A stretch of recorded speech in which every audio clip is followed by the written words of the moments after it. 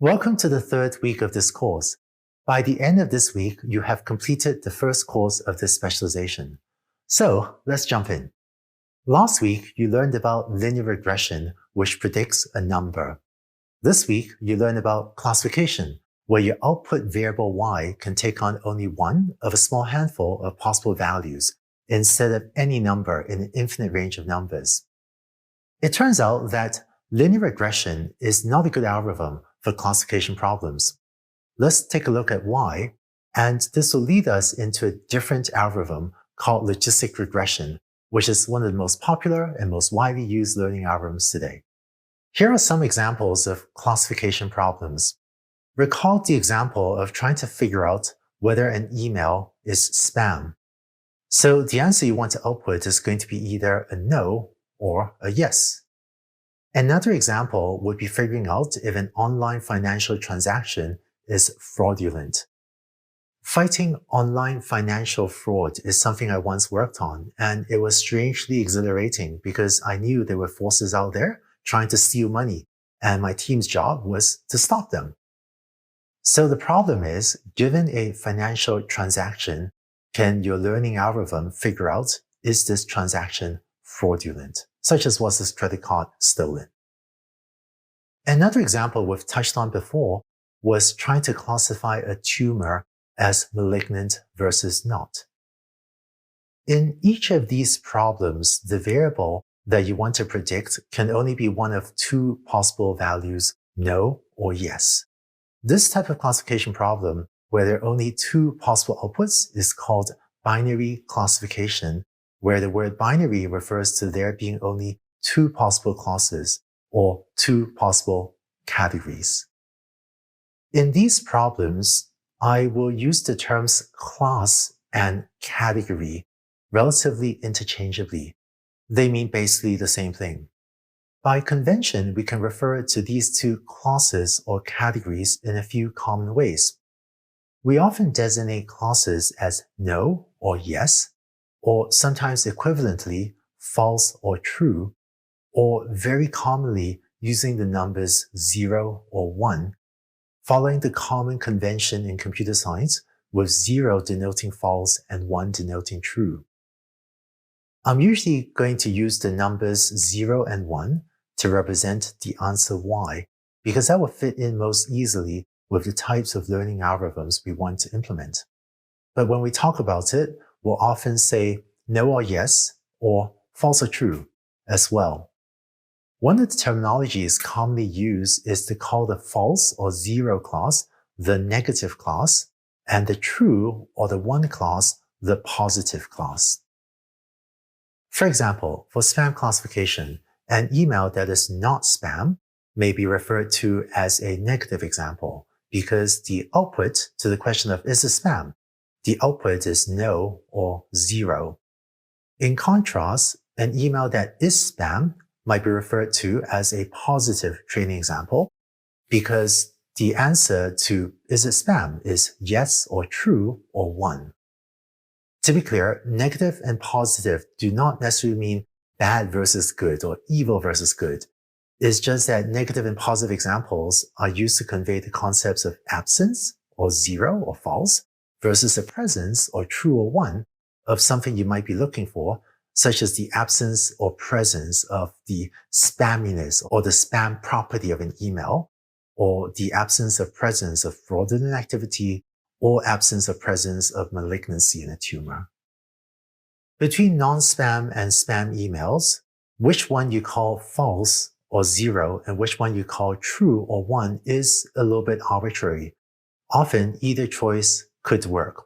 So a different engineer might actually swap it around and have the positive class be the presence of a good email, or the positive class be the presence of a real financial transaction or a healthy patient.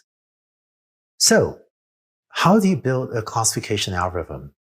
Here's the example of a training set for classifying if a tumor is malignant. A class 1 positive class, yes class, or benign class 0 or negative class.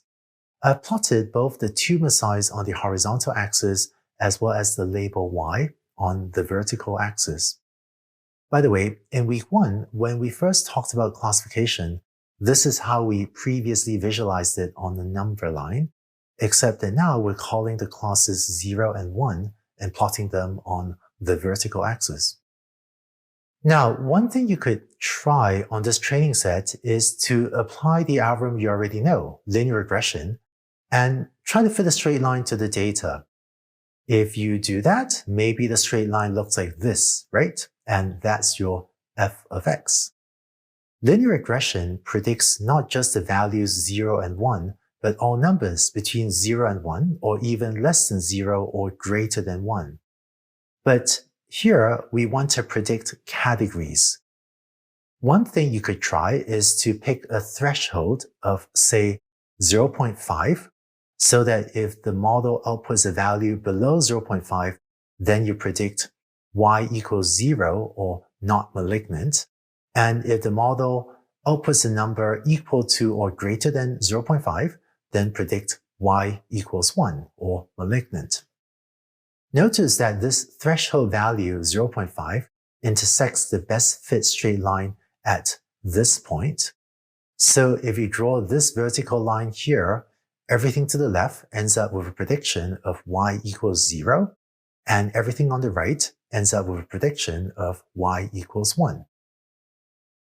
Now, for this particular dataset, it looks like linear regression could do something reasonable. But now let's see what happens if your dataset has one more training example. This one way over here on the right. Let's also extend the horizontal axis. Notice that this training example shouldn't really change how you classify the data points. This vertical dividing line that we drew just now still makes sense as the cutoff where tumors smaller than this should be classified as 0, and tumors greater than this should be classified as 1. But once you've added this extra training example on the right, the best fit line for linear regression will shift over like this. And if you continue using the threshold of 0.5, you now notice that everything to the left of this point is predicted as 0, non-malignant, and everything to the right of this point is predicted to be 1 or malignant. This isn't what we want, because adding that example way to the right shouldn't change any of our conclusions about how to classify malignant versus benign tumors. But if you try to do this with linear regression, adding this one example, which feels like it shouldn't be changing anything, it ends up with us learning a much worse function for this classification problem. Clearly, when a tumor is large, we want the algorithm to classify it as malignant.